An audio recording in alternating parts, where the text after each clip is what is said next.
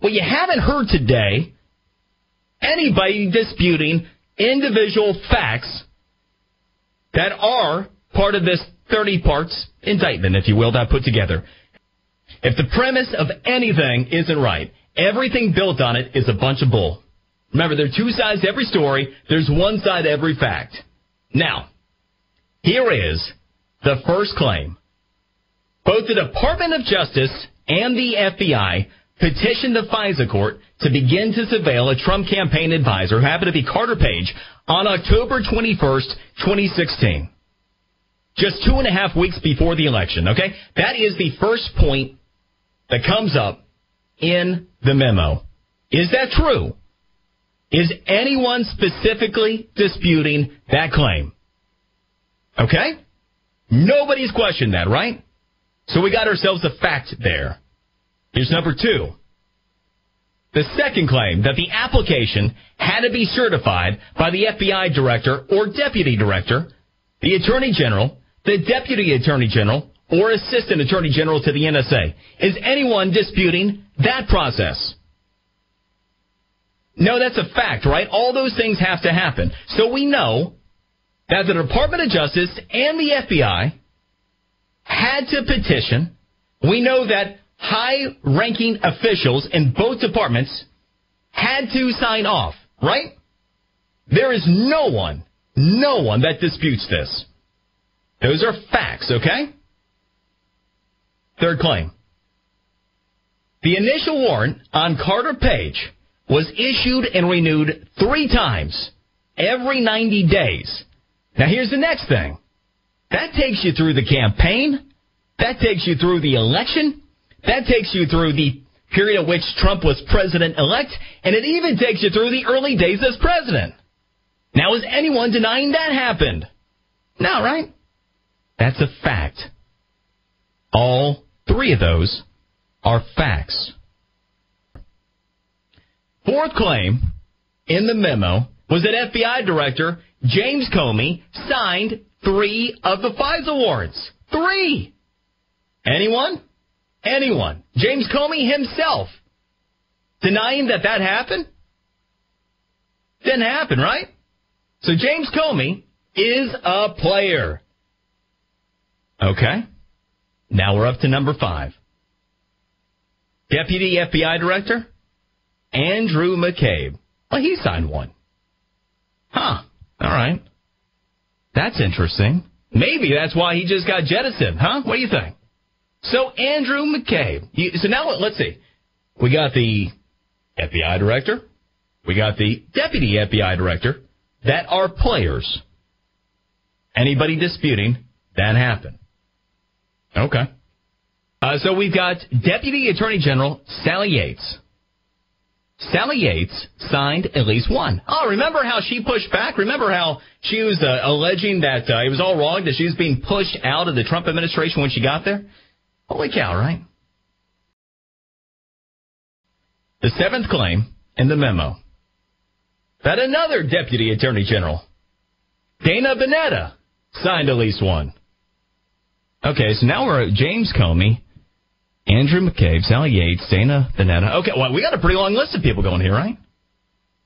Here's the 8th claim. That Deputy Attorney General Rod Rosenstein, that he signed at least one. Oh, and here's a kind of a big one. He's been awfully loud recently, hasn't he? He has really pushed back against this memo being really, I wonder why. But has he or has anyone else denied that he signed at least one of these FISA warrants? No. Nobody disputes it. And here's the 9th claim. That Christopher Steele was an FBI source. So, couple things. We're just establishing the initial players in all this. Players at the highest levels of the Justice Department and the FBI, how they were all involved. Everybody had a hand in this FISA warrant and the renewals of the FISA warrants. They all knew. So, what was the purpose of all this? Where did this all go? What was the basis of these FISA warrants, right? So this is a quote from the memo today. the Steele dossier was essential to the warrant process. Essential. Now, has anybody disputed that? Well, no. Nobody is disputing that the dossier was essential to get the warrant. Okay, so now we got all the players. Now we know that the Steele dossier was all part of it. Okay, so here's the 10th claim. Christopher Steele paid over $160,000 by the DNC and the Clinton campaign to create it via Perkins Coie and Fusion GPS. Oh, that might be information people want to know about. Is anybody disputing any of this? No. Nobody has disputed that Christopher Steele was paid. Nobody is disputing that the DNC and the Clinton campaign were involved. No one is disputing the law firm that was used. No one's disputing that Fusion GPS was involved. So here we are. We're up through the first 10 points in the memo. And there is now one person, not from James Comey, not from Adam Schiff, not Nancy Pelosi, not even Weiner, wherever he is. Nobody has disputed any of this stuff. So how bogus is this? I mean, hold on. If none of this is in dispute, then how can it be bogus? You beginning to see where this is all going? You see how all this week, what have we received? The rhetoric, the attempts to politicize and push back and make you think along partisan lines and to push you into corners so that if you lean left, you're just going to think this is all politics and not to look at the facts in the memo. That was the entire game here. They don't expect you to read. They don't expect you to break out the facts. They just expect you to fall in line. And so now we're up to number 11. The purpose of the Steele dossier was to get, quote, derogatory information on Trump ties to Russia. Nobody has disputed that today. All the noise you hear, who has said, no, Steele dossier was not that. Okay, so now we're up to number 12. The funding of the dossier by the DNC and the Clinton campaign never disclosed to the FISA court. Oh, so now we got all those players, remember? Everybody I just named? They all knew that Christopher Steele was being paid by the DNC and the Clinton campaign to put this together.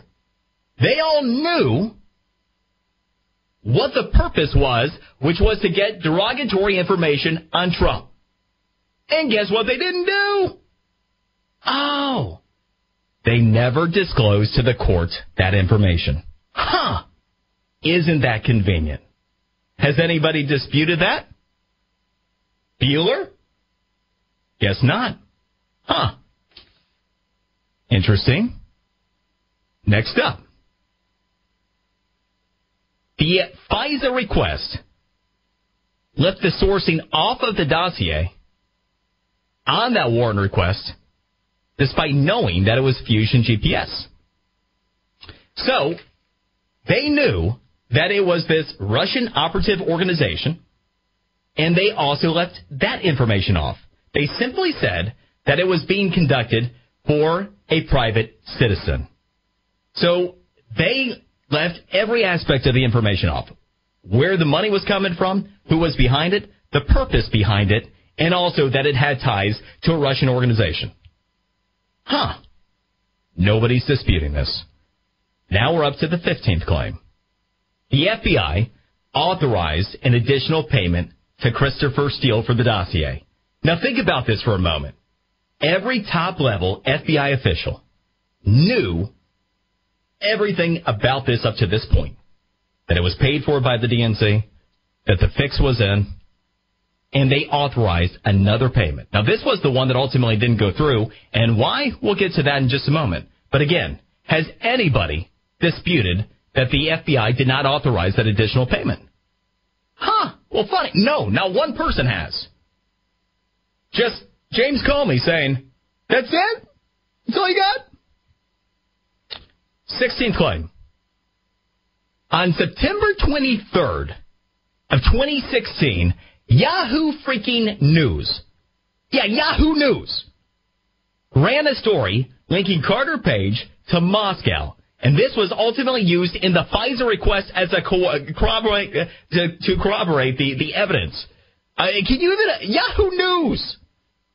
Next up, Christopher Steele leaked the story to Yahoo News. That's in the memo. It's the 17th claim. So hold on.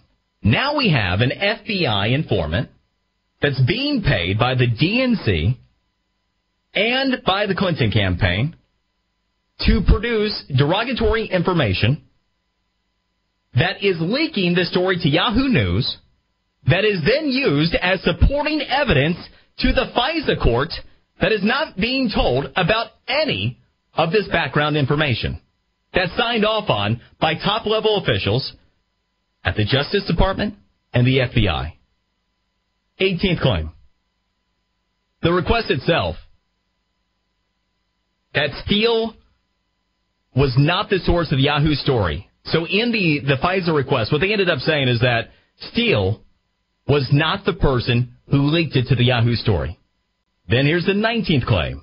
In a British court, Christopher Steele cited that he was the source of the Yahoo News story. So there's no doubt about that either. Has anybody denied any of this? All right, so now we're up to our 20th claim. The law firm itself, Perkins Coie, that the DNC and the Clinton campaign used to pay for the dossier. Now, nobody is disputing that this law firm was used by the DNC and the Clinton law firm to funnel money to Fusion GPS and to Christopher Steele. Has anybody disputed that today? No? Okay. So now we're up to this one. Steele was suspended and fired after revealing that he was an FBI source to Mother Jones on October 30th of 2016. Has anybody disputed that one? No.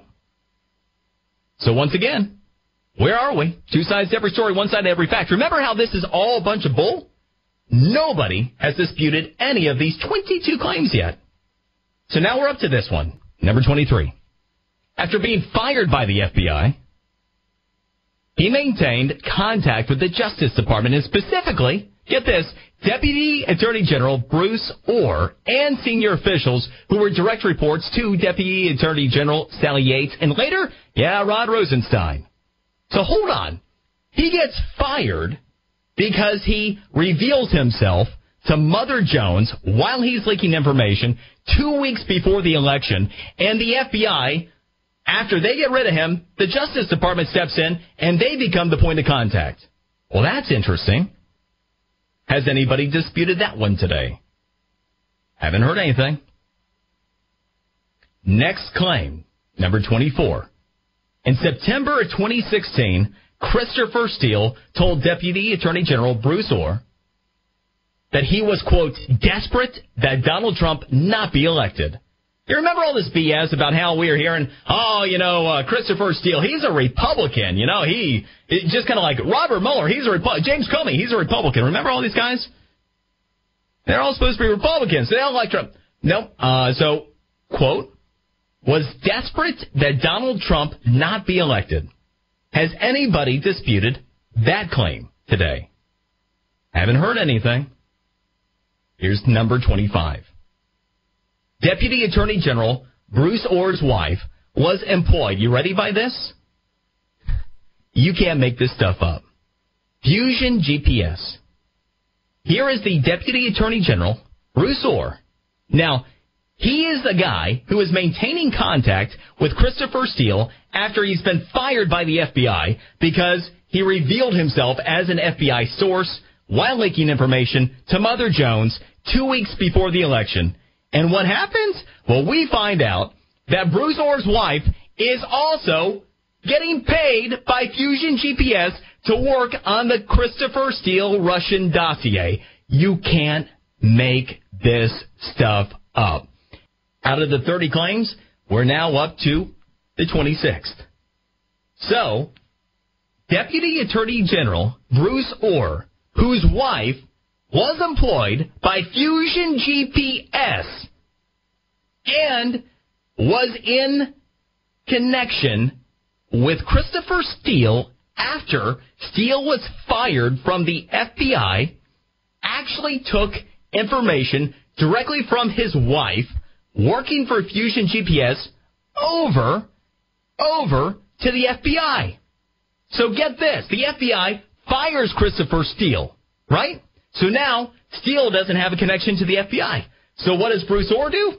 Well, he takes Steele's information and his wife's information, and he himself walks it over to the FBI. Isn't that convenient? Has anybody disputed this? Next up, the 27th claim, that Deputy Attorney General Bruce Orr, that his wife's role was never disclosed to the FISA court. So now we have not only everybody omitted that from Hillary Clinton's campaign to the DNC to Fusion GPS to Christopher Steele to Bruce Orr's wife, nobody involved in the fix was ever disclosed to the FISA court. Next claim. The FBI Counterintelligence Assistant Director, Bill Priestap, cited the dossier investigation as the only infancy stage at the time that they went to the FISA court. So this was not something they ever would have gone to the FISA court with under ordinary circumstances. In its infancy. But why? 2.5 weeks before the election. Again, they petitioned the FISA court on October 21st of 2016. Has anybody disputed that one? Next up, 29th claim. FBI Director James Comey offered a summation of the dossier to President-elect Donald Trump in January of 2017, despite the dossier having been corroborated. Now, why would he do that? You think that he got scared? The fix was in? The president might find out about this once he was inaugurated? So James Comey goes and tries to get ahead of this deal by telling Trump, hey, there's this thing out there. Never mind that he was in on the fix. And here's the 30th claim. That Deputy FBI Director Andrew McCabe testified in December of 2017 that the warrants for FISA would never have been issued without the dossier. There are two sides to every story. There's one side to every fact. We live in facts. None of those have been disputed. This is Brian Mudd, in for the Great One.